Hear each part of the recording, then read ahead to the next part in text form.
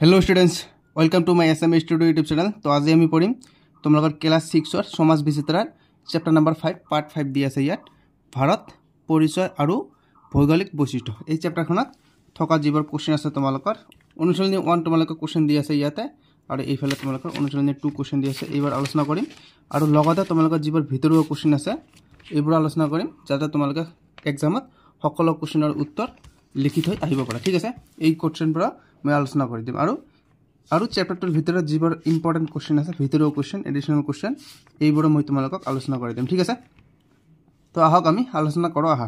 तो प्रथमे आमी अनुशीलनी 1 क्वेश्चन आलोचना करिम। मैं देखुवाई दिछु तुम्हालोक स्क्रीनत। प्रथम क्वेश्चन की কৈছে ইয়াতে তোমালোকক কৈছে যে তলৰ প্ৰশ্নবোৰৰ উত্তৰ দিয়া। ঠিক আছে, ইয়াতে 1 2 3 4 5 ছয়টা क्वेश्चन দিয়া আছে। ইয়াতে মই এই সকলোবোৰ क्वेश्चन आलोचना কৰি দিম। तो प्रथम क्वेश्चन की কৈছে তোমালোকক ক নম্বৰ क्वेश्चन এইটো কৈছে যে ভাৰতৰ মুঠ মাটিকালি কিমান। ঠিক আছে, তো ইয়াৰ উত্তৰ মই ইয়াতে দেখুৱাই দিছোঁ। তোমালোকে পেজ নম্বৰ 41 বাহিৰ কৰি লোৱা। তোমালোকে পেজ নম্বৰ 41 বাহিৰ কৰি লোৱা। পেজ নম্বৰ 41 ইয়াতে আছে, এইটো পেজ নম্বৰ 41। তোমালোকে তাৰ ওপৰত দেখি লোৱা যে মই দেখুৱাই দিছোঁ ইয়াতে কৈছে যে ইয়াৰ মাটিকালি এত বৰ্গ কিলোমিটাৰ। তোমালোকে ইয়াত উত্তৰ কৰিবা যে ভাৰতৰ মাটিকালি 32,87,782 বৰ্গ কিলোমিটাৰ। ঠিক আছে, এতিয়া ইয়াৰ পিছত কি क्वेश्चन দিছে আমি এইটো দেখিম। ক নম্বৰ क्वेश्चन দিছে যে ভাৰত আৰু শ্ৰীলংকাক পৃথক কৰা প্ৰণালীটোৰ নাম লিখা। এইটো যে ভাৰত আৰু শ্ৰীলংকাক পৃথক কৰা প্ৰণালীটোৰ নাম কি।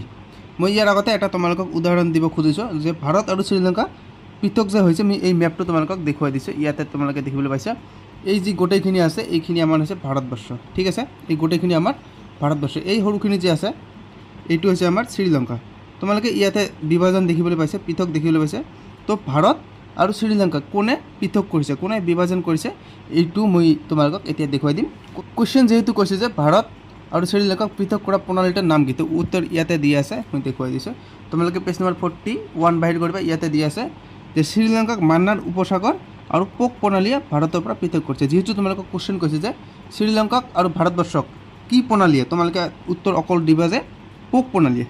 বাস এইখিনি লিখি দিলে তোমালোকৰ উত্তৰ হৈ যাব। ঠিক আছে, পোক প্ৰণালীয়ে ভাৰতৰ পৰা পৃথক কৰিছে কাক, শ্ৰীলংকাক। ঠিক আছে, তাৰপিছত তোমালোকক কি क्वेश्चन দিছে মই দেখুৱাই দিছোঁ। কৈছে যে গ নম্বৰ क्वेश्चन ভাৰতবৰ্ষৰ মাজভাগত অৱস্থিত পৰ্বতখনৰ নাম কি। ঠিক আছে, তো মই ইয়াৰ উত্তৰত তোমালোকক দেখুৱাই দিছোঁ। তো তোমালোকে পেজ নম্বৰ 41 বাহিৰ কৰি লোৱা। ইয়াতে আছে তোমালোকৰ উত্তৰ। ইয়াৰ গ নম্বৰৰ উত্তৰ ইয়াত দিয়া আছে মই দেখুৱাই দিছোঁ। তোমালোকে এইটো পঢ়িবা যে সাধাৰণতে দেশখনৰ প্ৰায় মাজভাগত অৱস্থিত বিন্ধ্য পৰ্বতকে উত্তৰ ভাৰত আৰু দক্ষিণ ভাৰতৰ সীমা বুলি ধৰা হয়। তো ইয়াতে কৈছে তোমালোকৰ ভাৰতবৰ্ষৰ মাজত অৱস্থিত পৰ্বতখনৰ নাম কি। তো উত্তৰ তোমালোকৰ এইটো হ'ব, পৰ্বতখনৰ নাম হৈছে বিন্ধ্য পৰ্বত।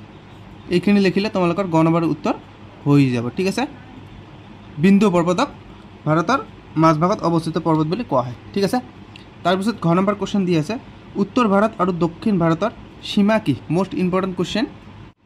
তো ইয়াৰ উত্তৰ হৈছে 41 পেজতে আছে।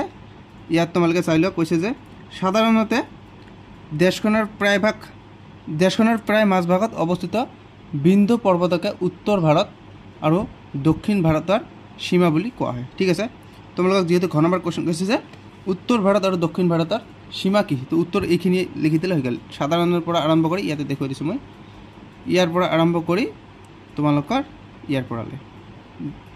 ইয়াত কৈছে যে সাধাৰণতে দেশখনৰ প্ৰায় মাজভাগত অৱস্থিত বিন্ধ্য পৰ্বতকে উত্তৰ ভাৰত আৰু দক্ষিণ ভাৰতৰ সীমা বুলি ধৰা হয়। ঠিক আছে, এতিয়া আমি ইয়াৰ পিছত क्वेश्चन আছে আমি এইটো চাম। এইটো কি কৈছে তোমালোকৰ নম্বৰ क्वेश्चन এখন দেশৰ চাৰি সীমা বুলিলে কি বুজা। তো মই ইয়াৰ উত্তৰ ইয়াতে তোমালোকক দেখুৱাই দিছোঁ। ইয়াতে আছে দেখুৱাই দিছোঁ এখন দেশৰ চাৰি সীমা মই ইয়াতে তোমালোকক দেখুৱাই দিছোঁ। এইখিনি তোমালোকে চাই লোৱা। ইয়াৰ পৰা তোমালোকে লিখিবা এই উত্তৰটো যে দেশখনৰ ৰাজনৈতিক সীমাত থকা দেশে বা ভূপ্ৰকৃতিবোৰৰ নাম উল্লেখ কৰিয়েই দেশখনৰ চাৰি সীমা প্ৰকাশ কৰা হয়। এইখিনি লিখিলে তোমালোকৰ নম্বৰৰ উত্তৰ হৈ যাব। এইখিনি জাষ্ট এইখিনি লিখিলে হৈ যাব। মই দাগ দি দিছোঁ এইখিনি, বাছ এইখিনি লিখিলে হৈ যাব। তাৰপিছত তোমালোকক 2 নম্বৰ क्वेश्चन কি কৈছে মই দেখুৱাই দিছোঁ। 2 নম্বৰ क्वेश्चन কৈছে যে ভাৰতৰ চাৰি সীমাত কি কি আছে। তো মই ইয়াৰ উত্তৰ তোমালোকক ইয়াতে দেখুৱাই দিছোঁ। তোমালোকে ইয়াৰ পৰা লিখিবা। ইয়াতে উত্তৰ দি আছে যে ইয়াৰ পৰা লিখিবা যে ভাৰতৰ উত্তৰ সীমাত আছে চীন, নেপাল আৰু ভূটান। ঠিক আছে, তাৰপিছত দি আছে উত্তৰ পশ্চিমে আছে আফগানিস্তান আৰু পাকিস্তান, পূব সীমাত আছে বাংলাদেশ আৰু ম্যানমাৰ আৰু লগতে বংগোপসাগৰ দক্ষিণে আছে দ্বীপ ৰাষ্ট্ৰ শ্ৰীলংকা আৰু ভাৰত মহাসাগৰ তাৰপিছত শ্ৰীলংকাক মান্নাৰ উপসাগৰ আৰু পোক প্ৰণালীয়ে ভাৰতৰ পৰা পৃথক কৰিছে তাৰপিছত ইয়াত দি আছে ভাৰতৰ পশ্চিম ফালে আছে আৰব সাগৰ এইখিনি লিখিলে তোমালোকৰ 2 নম্বৰ উত্তৰ হৈ যাব তোমালোকে ইয়াৰ পৰা লিখিবা যে ভাৰতৰ উত্তৰে বা ভাৰতৰ উত্তৰ সীমা চীন ইয়াৰ পৰা ষ্টাৰ্ট কৰিবা তোমালোকে তাৰপিছত এইখিনি পৰ্যন্ত লিখিলে তোমালোকৰ 2 নম্বৰ উত্তৰ হৈ যাব ঠিক আছে তো ফাইনালি আমাৰ অনুশীলনী 1 কোশ্চেন বাৰ আলোচনা হৈ গ'ল এতিয়া আমি ইয়াৰ ভিতৰত কি কি শৰ্ট কোশ্চেন হ'ব পাৰে মই এইখিনি তোমালোকক দাগ দি দিম ঠিক আছে তো তোমালোকে চাই লোৱা তো ইয়াতে তোমালোকৰ এটা কোশ্চেন হ'ব পাৰে যে পৃথিৱী পৃষ্ঠত ভাৰত সম্পূৰ্ণৰূপে কোন গোলাৰ্ধত যে আমাৰ ভাৰতবৰ্ষৰ যে দেশখন আছে এইখন উত্তৰ গোলাৰ্ধত নে দক্ষিণ গোলাৰ্ধত এটা কোশ্চেন হ'ব পাৰে তো তোমালোকে এইটো জানি লোৱা যে ভাৰতবৰ্ষ সম্পূৰ্ণৰূপে উত্তৰ গোলাৰ্ধত ঠিক আছে তাৰপিছত তোমালোকৰ ইয়াত আৰু এটা কোশ্চেন হ'ব পাৰে ইয়াত কৈছে যে কৰ্কট ক্ৰান্তি ৰেখাই দেশখনক প্ৰায় 2 ভাগত ভাগ কৰিছে বা আমাৰ যিখন দেশ আছে এই দেশখনক কোন ৰেখাই 2টা ভাগত ভাগ কৰিছে তো তোমালোকে লিখিবা যে কৰ্কট ক্ৰান্তি ৰেখাই দেশখনক 2টা ভাগত ভাগ কৰিছে ঠিক আছে কৰ্কট ক্ৰান্তি ৰেখাই দেশখনক 2টা ভাগত ভাগ কৰিছে এইটো তোমালোকৰ ইয়াত এটা কোশ্চেন হ'ব পাৰে ঠিক আছে তাৰপিছত ইয়াত তোমালোকৰ অন্য এটা কোশ্চেন হ'ব পাৰে যে আমাৰ যিখন দেশ আছে এই ভাৰতবৰ্ষখনত কিমানটা ৰাজ্য আছে আৰু কিমানটা কেন্দ্ৰীয় শাসিত অঞ্চল আছে এইখিনি তোমাৰ ইয়াত এটা তোমালোকৰ কোশ্চেন হ'ব পাৰে তো উত্তৰ ইয়াতে দি আছে যে দেশখনক ইয়াতে কৈছে যে প্ৰশাসনৰ সুবিধাৰ বাবে দেশখনক 28খন ৰাজ্য 28খন ৰাজ্য আৰু 8খন কেন্দ্ৰীয় শাসিত অঞ্চলত ভাগ কৰা হৈছে এইটো তোমালোকৰ কোশ্চেন হ'ব যে ভাৰতবৰ্ষত থকা কেন্দ্ৰীয় শাসিত অঞ্চল কেইটা তোমালোকে দিবা 8খন আৰু ৰাজ্য দিব পাৰে যে ভাৰতবৰ্ষত টোটাল বা মুঠ কিমানটা ৰাজ্য আছে তোমালোকে দিবা যে 28খন ঠিক আছে তো ফাইনালি আমাৰ অনুশীলনী 1 যিবোৰ কোশ্চেন আছে এইবোৰ আমাৰ আলোচনা হৈ গ'ল আৰু আমাৰ ভিতৰৰ যিবোৰ কোশ্চেন আছে এইখিনি আমাৰ আলোচনা হৈ গ'ল ঠিক আছে তো তোমালোকে কোনোবা যদি এতিয়ালৈকে চেনেলটো সাবস্ক্ৰাইব কৰা নাই তেনেহ'লে সাবস্ক্ৰাইব কৰিব ভিডিঅ'টোত এটা লাইক কৰিব আৰু কমেণ্ট কৰিবলৈ নাপাহৰিব ঠিক আছে তো ইয়াৰ পিছত মই তোমালোকক অনুশীলনী 2 যিবোৰ কোশ্চেন আছে এইবোৰ আলোচনা কৰাই দিম তোমালোকে আহা ইফালে মই দেখুৱাই দিছোঁ প্ৰথমে ইয়াতে কৈছে যে প্ৰথম কোশ্চেন কৈছে কি যে ভাৰতৰ সীমাৰ প্ৰাচীৰ কি তো ইয়াৰ উত্তৰ মই তোমালোকক কিতাপতে দাগ দি দিছোঁ তোমালোকে পেজ নাম্বাৰ 42 বাহিৰ কৰা ঠিক আছে কিতাপখন তোমালোকে বাহিৰ কৰিলে ইয়াতে আছে কি কৈছে ইয়াতে মই দেখুৱাই দিছোঁ পেজ নাম্বাৰ 42 কৈছে যে হিমালয় পৰ্বতমালা আৰু ইয়াৰ লগত লাগি থকা সৰু বৰ পৰ্বত পাহাৰে উত্তৰৰ পাৰ্বত্য অঞ্চল গঠিত তাৰপিছত দি আছে হিমালয় পৰ্বতক ভাৰতৰ সীমাৰ প্ৰাচীৰ বুলি কোৱা হয় ঠিক আছে এইখিনি লিখিলে তোমালোকৰ হৈ যাব ঠিক আছে হিমালয় পৰ্বতক ভাৰতৰ সীমাৰ প্ৰাচীৰ বুলি কোৱা হয় ঠিক আছে হৈ গ'ল এতিয়া আমি ইয়াৰ পিছত কি কোশ্চেন আছে এইটো আমি দেখিম খ নম্বৰ কোশ্চেন কৈছে ইয়াতে তোমালোকক ভাৰতৰ ভালদৰে দেখুৱাই দিছোঁ কৈছে যে ভাৰতৰ দুখন বন্দৰ নগৰৰ নাম লিখে তো ইয়াৰ উত্তৰ তোমালোকৰ ইয়াত দি আছে তোমালোকে পেজ নম্বৰ 46 উলিয়াই লোৱা ইয়াতে আছে মই দেখুৱাই দিছোঁ ইয়াতে তোমালোকৰ দি আছে যে ইয়াত কৈছে যে কি কৈছে বন্দৰ নগৰ ইয়াত দিছে যে ইয়াতে মুম্বাই গোৱা চেন্নাই আজি বন্দৰ নগৰ অৱস্থিত ঠিক আছে তো তোমালোকক কি কৈছে উত্তৰ যে ভাৰতৰ দুখন বন্দৰ নগৰৰ নাম তোমালোকে গোৱা লিখিব পাৰিবা বা মুম্বাই বা চেন্নাই যিকোনো দুটা কৈছে তোমালোকে দুটাই লিখিলে হৈ গ'ল ঠিক আছে তাৰপিছত তোমালোকৰ ইফালে কি দিছে আমাৰ ইফালে শেষ হৈ গ'ল এতিয়া ইফালে দেখিম কি কোশ্চেন আছে গ নম্বৰ কোশ্চেন কি কৈছে যে ভাৰতৰ উপকূলীয় অঞ্চলত বাস কৰা লোকসকলৰ প্ৰধান বৃত্তি কি এইটো কোশ্চেন ঠিক আছে ভাৰতৰ উপকূলীয় অঞ্চলত বাস কৰা লোকসকলৰ প্ৰধান বৃত্তি কি তো উত্তৰটো আমি কৰিম এতিয়া উত্তৰটো ইয়াতে আছে তোমালোকে চাই লোৱা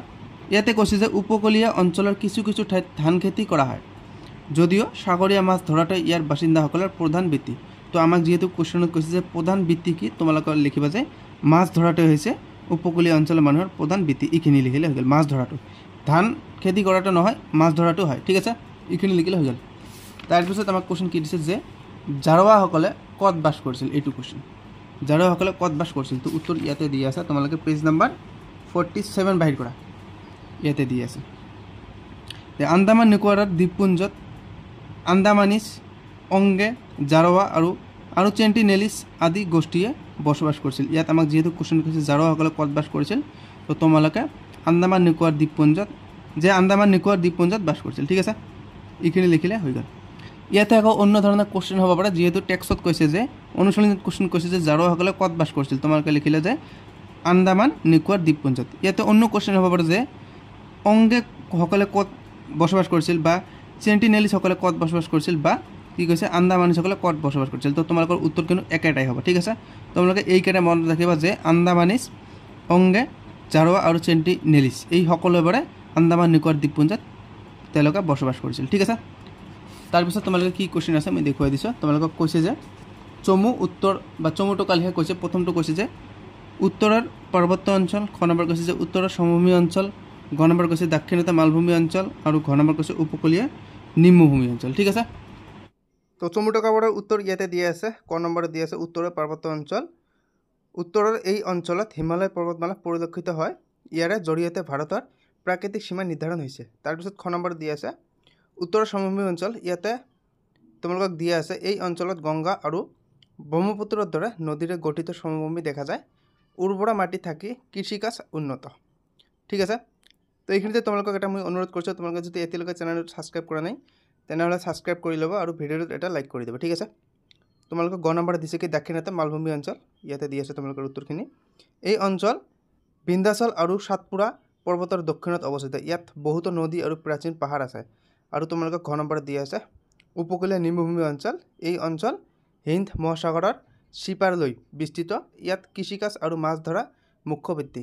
এইখিনিতে মই অন্য এটা কথা এড কৰিব খুজিছোঁ। তোমালোকে যদি ইয়াৰ আগত যি চেপ্টাৰ আছিল যদি তোমালোকক লাগে মই ডেছক্ৰিপশ্যনত লিংক দি দিম, তোমালোকে সেইবোৰ চাই ল'বা তাৰ পৰা, ঠিক আছে। তো ফাইনেলি আমাৰ চমুটোকা হৈ গ'ল, ঠিক আছে। এতিয়া আমি শব্দাৰ্থ কেইটা দিছে এইবোৰ আমি আলোচনা কৰিম। কি কৈছে ইয়াত পৰ্বতমালা কৈছে, তোমালোকে এইবোৰ তোমালোকে পঢ়িবা, মোষ্ট ইম্পৰ্টেণ্ট হয়। পৰ্বতমালা দি আছে এইটো কৈছে যে কেইবাখনো পৰ্বত পাহাৰ যেতিয়া একেলগে সংযুক্ত হৈ থাকে তাকে পৰ্বতমালা বুলি কোৱা হয়, তোমালোকে এইটো পঢ়ি ল'বা। তাৰপিছত হিম্বা দি আছে, কৈছে যে পৰ্বতৰ ঢালেৰে বৰফৰ খণ্ড নামি অহাকে হিম্বা বোলা হয়, এইটোও তোমালোকে পঢ়ি ল'বা। তাৰপিছত জলবিদ্যুৎ দিছে যে জলশক্তিৰ পৰা উৎপাদন হোৱা বিদ্যুৎ তাক জলবিদ্যুৎ বোলে। তোমালোকৰ ইয়াত কুৱেশ্যন হ'ব পাৰে যে পৰ্বতমালা বুলিলে কি বুজা, তোমালোকে এইটো লিখিবা। হিম্বা বুলিলে কি বুজিবা, হিম্বা কাক বোলে, তোমালোকে এইটো লিখিবা। জলবিদ্যুৎ কি এইটো লিখিবা। তাৰপিছত দ্বীপপুঞ্জ কি কুৱেশ্যন হ'ব পাৰে, এইটো লিখিবা যে অচৰা অচিৰিকৈ থকা কেইবাটা দ্বীপৰ সমষ্টিকে দ্বীপপুঞ্জ বুলি কয়। একেবাৰে সহজ কুৱেশ্যন, এইবাৰ তোমালোকৰ 1 মাৰ্কৰ কুৱেশ্যন হ'ব পাৰে, ঠিক আছে। তো মই কেইটামান এতিয়া তোমালোকৰ এডিশ্যনেল কুৱেশ্যন মই আলোচনা কৰাই দিম। অনুশীলনী 1ৰ আগত যিবোৰ আছিল এইবাৰ হৈ গৈছে। মই এতিয়া অনুশীলনী 2ৰ আগত যিবোৰ এডিশ্যনেল কুৱেশ্যন আছে অনুশীলনী 2ৰ আগত মই এতিয়া এইখিনি আলোচনা কৰাই দিম, ঠিক আছে। আমি প্ৰথমে কি কৰিছোঁ যে অনুশীলনী 1ৰ কুৱেশ্যনবোৰ আলোচনা কৰিছোঁ আৰু এই ভিতৰৰ কুৱেশ্যনবোৰ আলোচনা কৰিছোঁ আমি। এতিয়া মই অনুশীলনী 2 কুৱেশ্যনবোৰ আলোচনা কৰিছোঁ আৰু এতিয়া মই ইয়াৰ আগত থকা যিবোৰ ভিতৰৰ কুৱেশ্যন আছে এইবোৰ আলোচনা কৰিম। তো তোমালোকে পেজ নম্বৰ 42 বাহিৰ কৰিলে ইয়াতে এটা কুৱেশ্যন হ'ব পাৰে যে দেশখনত থকা এনে অৱয়ৱসমূহৰ আধাৰত ভাৰতক তলত দিয়া ধৰণে প্ৰধান ভূপ্ৰাকৃতিক অঞ্চলত বিভক্ত কৰিছে। ইয়াত কুৱেশ্যন হ'ব পাৰে যে ভাৰতক প্ৰধান ভূপ্ৰাকৃতিক অঞ্চলত বিভক্ত কৰিব পাৰি সেইবোৰ কি কি। তো তোমালোকৰ ইয়াতে দিয়া আছে 6টা মান দিয়া আছে। ক উত্তৰ পাৰ্বত্য অঞ্চল, খ দিয়া আছে উত্তৰ ভাৰতৰ সমভূমি অঞ্চল, গ দিয়া আছে দাক্ষিণাত্য মালভূমি অঞ্চল, ঘ দিয়া আছে উপকূলীয় নিম্নভূমি অঞ্চল, নম্বৰ দিয়া আছে মৰুভূমি অঞ্চল আৰু 6 নম্বৰ দিয়া আছে দ্বীপ অঞ্চল। ইয়াতে তোমালোকৰ কুৱেশ্যন হ'ব যে ভাৰতক কি কি অঞ্চলত ভাগ কৰিব পাৰি, এইটো কুৱেশ্যন হ'ব পাৰে যে ভাৰতবৰ্ষ কি কি অঞ্চলত ভাগ কৰিব পাৰি। তোমালোকে এইবাৰ লিখি দিবা, ইয়াতে 6টা আছে, এইকেইটা লিখি দিলে তোমালোকৰ উত্তৰ হৈ যাব, ঠিক আছে।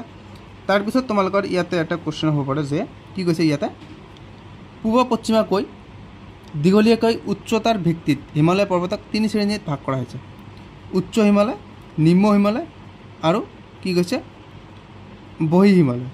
তো তোমালোকৰ ইয়াত কুৱেশ্যন হ'ব পাৰে যে পূব পশ্চিমাকৈ বা দীঘলীয়াকৈ উচ্চতাৰ ভিত্তিত হিমালয়ক কেই ভাগত ভগাব পাৰি আৰু কি কি। তো উত্তৰ এইটো হ'ব যে 3 ভাগত ভগাব পাৰি, উচ্চ হিমালয়, নিম্ন হিমালয় আৰু বহি হিমালয়। এইখিনি ইয়াত এটা তোমালোকৰ কুৱেশ্যন হ'ব পাৰে, ঠিক আছে। তাৰপিছত তোমালোকৰ এইফালে কি কুৱেশ্যন হ'ব পাৰে, এই পাছত তোমালোকৰ এটা কুৱেশ্যন নহয়, মই এইখিনি চাইছোঁ, ঠিক আছে। এতিয়া মই এইফালে দেখিম ভিতৰৰ কুৱেশ্যন কি হ'ব। ইয়াতে এটা তোমালোকৰ ভিতৰৰ কুৱেশ্যন হ'ব পাৰে, মই দেখুৱাই দিছোঁ পেজ নম্বৰ 44 বাহিৰ কৰিলা। ইয়াতে কৈছে যে তোমালোকক ইয়াত কুৱেশ্যন হ'ব পাৰে যে ব্ৰহ্মপুত্ৰ উপত্যকা কি বা ব্ৰহ্মপুত্ৰ উপত্যকা বুলিলে কি বুজায়। তোমালোকে ইয়াৰ পৰা লিখিবা যে ই উত্তৰ আৰু দক্ষিণ দিশৰ পৰা বৈ অহা বহুতো সৰোবৰ উপনৈৰ সৈতে পূবে শদিয়াৰ পৰা পশ্চিমে দক্ষিণ শালমাৰাৰ পৰ্যন্ত যি এক বিশাল সমভূমি সৃষ্টি কৰিছে তাকেই ব্ৰহ্মপুত্ৰ উপত্যকা বুলি কোৱা হয়। এইটো এটা কুৱেশ্যন হ'ব পাৰে। আৰু তোমালোকৰ ইয়াতে এটা কুৱেশ্যন হ'ব পাৰে যে ব্ৰহ্মপুত্ৰ উপত্যকাৰ দৈৰ্ঘ্য কিমান। ইয়াতে দি আছে ইয়াত দৈৰ্ঘ্য 700 কিলোমিটাৰ, ঠিক আছে। ইয়াতে তোমাৰ এটা কুৱেশ্যন হ'ব পাৰে যে ব্ৰহ্মপুত্ৰ উপত্যকাৰ দৈৰ্ঘ্য কিমান, তোমালোকে দিবা 700 কিলোমিটাৰ, ঠিক আছে।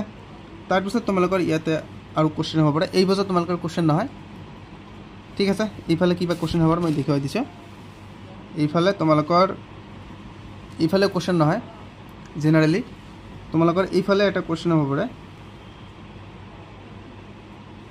এইফালে কি কোশ্চেন কৈছে যে মই এইটো অলপ আগতে আলোচনা কৰিছোঁ যে মালভূমি অঞ্চল সমভূমি অঞ্চল মৰুভূমি অঞ্চল উপকূলীয় অঞ্চল দ্বীপ পৰ্বত পাহাৰ নদী আদি অৱয়বে ভাৰতক প্ৰাকৃতিক দৃশ্যত বৈচিত্ৰ্যময় কৰি তুলিছে এইখিনি নালাগে তোমালোকৰ ইয়াতে কোশ্চেন হ'ব পাৰে মই এইটো আলোচনা অলপ আগতে কৰিছোঁ যে আন্দামান নিকোবৰ দ্বীপপুঞ্জত আন্দামানিজ উংগে জাৰৱা আৰু চেণ্টিনেলিজ আদি জনগোষ্ঠী বাস কৰে তোমালোকৰ কোশ্চেন হ'ব পাৰে যে চেণ্টিনেলিজ সকলে বা চেণ্টিনেলিজ জনগোষ্ঠী ক'ত বাস কৰে তোমালোকে দিবা যে আন্দামান নিকোবৰত তোমালোকৰ ইয়াত এটা পিকচাৰ দিয়া আছে এইটো হৈছে তোমালোকৰ জাৰৱা জনগোষ্ঠীৰ পুৰুষৰ ছবি ঠিক আছে জাৰৱা জনগোষ্ঠীৰ পুৰুষৰ ছবি দি আছে ইয়াতে তো তোমালোকে জাৰৱাটো বেছিকৈ ধ্যান দিবা যেহেতু ইয়াত জাৰৱাসকলৰ অকল ছবি দি আছে তোমালোকে জাৰৱাটোৱে মনত ৰাখিবা যে জাৰৱাসকলে আন্দামান নিকোবৰ দ্বীপপুঞ্জত বসবাস কৰিছিল ঠিক আছে তো ভিডিঅ' আজি এইখিনিয়ে যদি ভিডিঅ'টো ভাল লাগে তোমালোকে লাইক কৰিবা শ্বেয়াৰ কৰিবা আৰু কমেণ্ট কৰিবলৈ নাপাহৰিবা আৰু শেষত তোমালোকে চেনেলটো ছাবস্ক্ৰাইব কৰিবা ঠিক আছে বাই বাই টেক কেয়াৰ